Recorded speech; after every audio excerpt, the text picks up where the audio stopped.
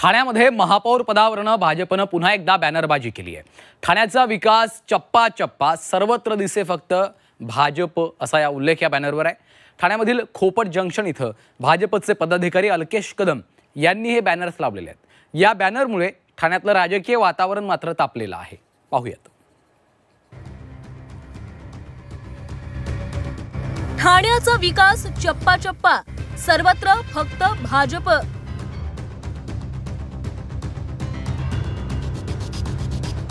शिंदेंच्या बालेकिल्ल्यात भाजपचे बॅनर। ठाण्यात महायुतीमध्ये cold war. ठाण्याच्या महापौर पदावरून भाजपनं पुन्हा एकदा बॅनरबाजी केलेली आहे। ठाण्याचा विकास चप्पा चप्पा सर्वत्र दिसे फक्त आणि फक्त भाजप असा उल्लेख या बॅनरवर करण्यात आलाय। ठाणे महापालिका आणि खुर्चीवर भाजपचं कमळ दाखवण्यात आलंय। ठाण्यातील खोपट जंक्शन इथं भाजपचे पदाधिकारी अलकेश कदम यांच्याकडून ही बॅनर लावण्यात आले। मात्र भाजपची ही घोषणा जुनीच असल्याचा दावा भाजपनं केलाय।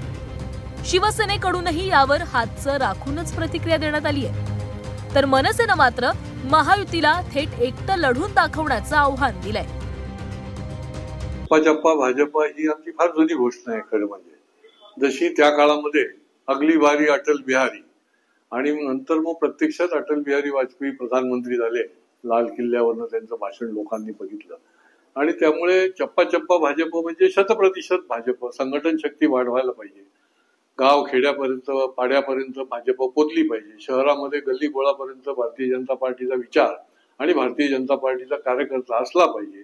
त्या भावनेतून ही चप्पा चप्पा भाजप ही आमची घोषणा आहे। निवडणुकीचं वातावरण आहे, प्रत्येक जण आपल्या पक्षाची तयारी करत असतो आणि आपला पक्ष कशा पद्धतीने जास्तीत जास्त जागा निवडून आणेल याकरता प्रयत्न करत असतो। त्यात चुकीचं काय, वावगं काय? त्यामुळे मला काही त्याच्यामध्ये चुकीचं आणि वावगं काही वाटत नाहीये। प्रत्येकाला आपला पक्ष वाढवण्याचा अधिकार आहे, त्याच पद्धतीत भाजप करत असेल। आम्ही जाहीर चॅलेंज करतो, तुमच्यात हिंमत आहे ना तर दोघांनी वेगवेगळं लढून दाखवा। नाही या लोकांचं आम्ही पानिपत केलं ना तर महाराष्ट्र सैनिक नाही आम्ही। यांची जी लढाई आहे ना ही जागा कोणाला जास्त मिळावी याच्यासाठी यांचं हे चालू आहे सगळं। ठाणे महानगरपालिकेवर पहिला झेंडा फडकला तो भगवा। आनंद दिघेंच्या नेतृत्वात ठाणे महानगरपालिकेवर शिवसेनेची सत्ता आली होती। तेव्हापासून ठाणे महानगरपालिकेवर शिवसेनेचं निर्विवाद वर्चस्व राहिलंय। मात्र आता शिवसेनेची दोन शकलं झाली। एकनाथ शिंदेंच्या नेतृत्वात शिवसेना ठाण्यावर आपली पकड कायम ठेवण्याचा प्रयत्न करतेय, तर दुसरीकडे ठाकरे बंधू एकत्र आल्यानं सगळ्यांच्याच ठिकऱ्या उडवू आणि 75 जागा जिंकू असा विश्वास संजय राऊतांनी व्यक्त केलाय। मात्र संजय राऊत जे बोलतात त्याच्या नेमकं उलट होतं असा टोला भाजपनं लगावलाय। प्रत्येक मराठी माणसाला आम्ही 5 जागा जास्तच मिळवू।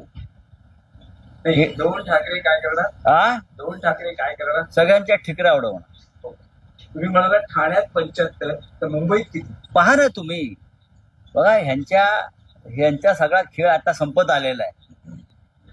विधानसभेतला लोकसभेत लोक फार जागरूक झाले। रस्त्यावर उतरू आम्ही, लक्षात सांगतो, 2 ठाकऱ्यांनी ठरवलं तर रस्ते बंद होतील मुंबईचे। आता या क्षणाला आम्ही एकत्र काम सुरू केलेलं आहे आणि आमची जी काही गणित आहेत, जी मागच्या विधानसभेची गणित आहेत, लोकसभेची गणित आहेत, जर ईव्हीएमचा घोटाळा झाला नाही तर संजय राऊतांनी जो काही 75 के पारचा जो आकडा काढलाय तो शिवसैनिक, महाराष्ट्र सैनिक आणि राष्ट्रवादी शरदचंद्र पवार गटाची आमची टीम असे सगळे मिळून आम्ही तो 75चा आकडा क्रॉस करू। संजय राऊत जे बोलतात त्याच्या नेमकं उलट होत असतं। विधानसभेला देखील ते तर मुख्यमंत्री पदाची तयारी करत होते, त्याच्या नेमकं उलट झालं। असं अनेक वेळेला घडलेलं आहे। या वेळेला देखील निश्चितपणे जनता जनार्दनाच्या आशीर्वादाने हे घडेल। ठाणे शहर म्हणजे एकनाथ शिंदेंचा बालेकिल्ला। मात्र याच बालेकिल्ल्यात एकीकडे मित्रपक्षच सुरुंग लावू पाहतोय, तर दुसरीकडे प्रतिस्पर्धी पक्षाचं बळही वाढतंय। या दोन्ही आव्हानांना शिंदेंना पेलावं लागणार आहे। त्यामुळे ठाणे महानगरपालिकेच्या निवडणुकीची रंगत वाढणार हे मात्र नक्की। शुभम कोळी, झी 24 तास, ठाणे।